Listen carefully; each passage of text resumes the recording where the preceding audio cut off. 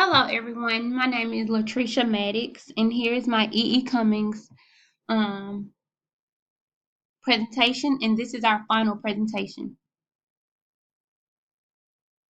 So, how E. E. Cummings writes a poem?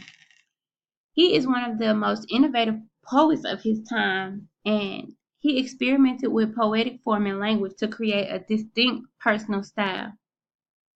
So, his poems are very precise. They employ a lot of key words. They are eccentrically placed on the page. And some of these words were invented by Cummings, often by combining two common words into a new synthesis. Like he revised grammatical and linguistic rules to suit his own purpose, using such words as if, am, and because. And he also wrote a lot of his stuff in under lowercase letters. It's like, for one, his name.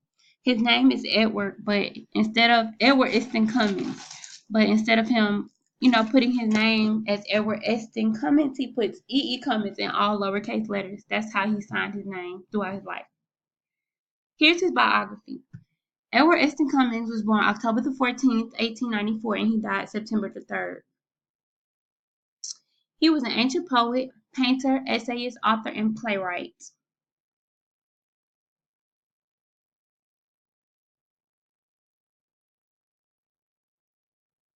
He wanted to be a poet ever since childhood, and he wrote daily from ages 8 to 12.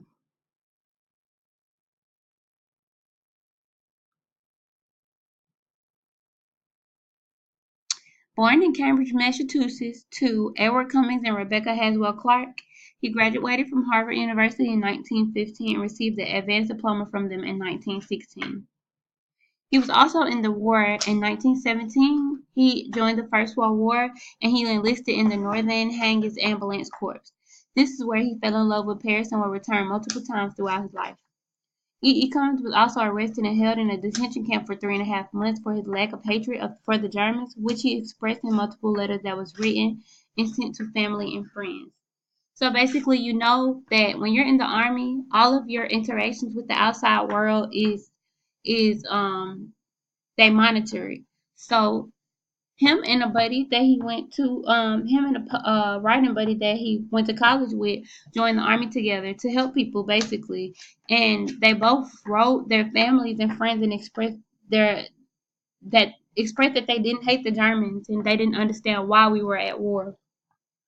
So basically, they were both put into a detention camp for 3.5 months, and until the army felt like they were not a threat. Cummings returned to the United States on New Year's Day, 1918. Later, in 1918, he was drafted into the Army. He served in the 12th Division at Camp Denvis, Massachusetts until November 1918. Post-war. Cummings' parents were in a car crash shortly after his leave from the war, and he entered a new period in his artistic life. He began to take the aspects of life more seriously. So before his parent died, he lusted a lot of women and he wrote a lot of love poems. And that is I'm actually going to discuss one of his poems with you. My literary choice is Since Feelings is First. Description of poem. This poem presents a young man who is trying to convince his lady to indulge in her passions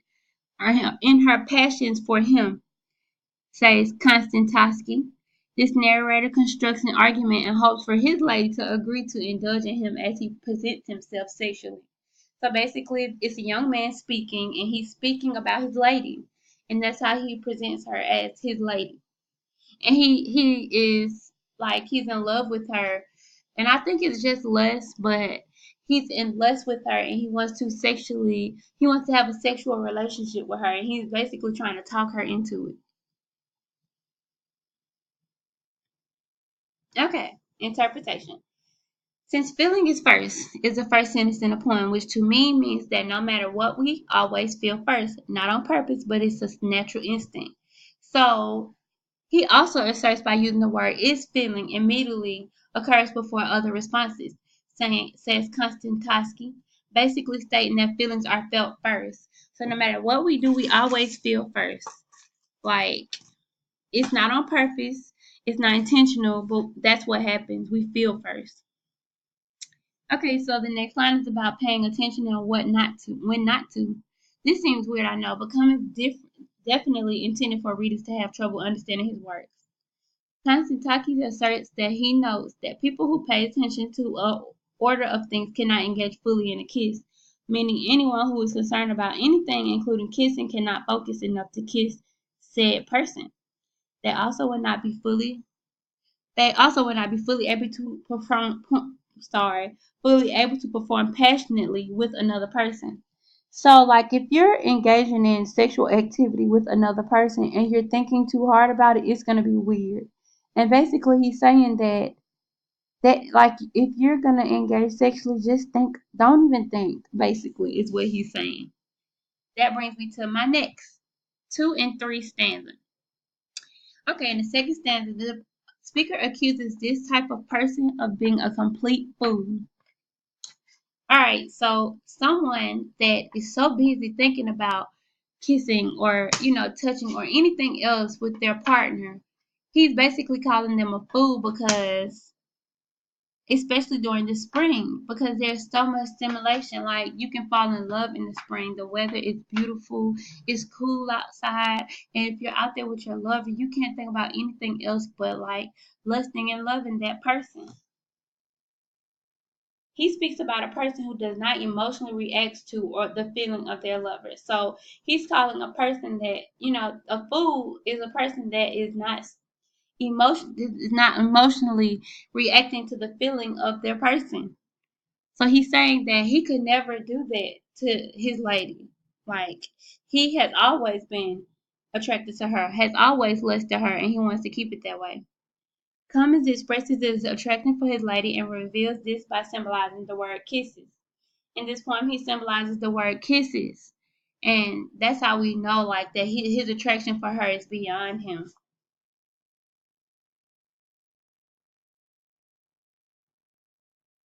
All right, so this is stanza 3 and 4. In the middle of stanza 3, his lady cries. I believe it's because she is afraid to continue on with, or she might be enticed and want to continue with the affection the man is giving her. Konstantinsky asserts that the speaker insists that the emotions must take precedence over any other response. So even though she's crying and she's like trying to figure out what these emotions she's feeling, he speaks to her and basically tells her that your emotions need to take precedent. Like, you need to feel for me over anything else that you're feeling. So don't let your mind tell you not to feel for me. Let your body feel for me. Basically, he's telling her to just like love him. Basically, like, bless me back, girl. All right, so the ending is with the fluttering of the lady eyelids. This gives the speaker confirmation that his lady is ready to engage in sexual relationship. He then reveals that life is more important than a paragraph and should be lived to the fullest. Okay, so basically, he like this is the ending of it, and he's basically telling her live your life to the fullest, and that means if you want to lust me, if you want to love on me, if you want to give me some sex, give it to me. I'm sorry to say it like that, but that's basically what he's saying. This poem is a really good read. All right, so my conclusion. This poem was really interesting, actually. The way Cummings described his lady and her beauty was very eccentric. Whoever his lady may have been was very beautiful, and he wanted her to the utmost. The poem itself was actually very difficult to understand, but after reading a couple reviews on the poem, I became familiar with the feeling of him and his lady. This is a good read. This is a very good read. These are my sources. Thank you, everyone.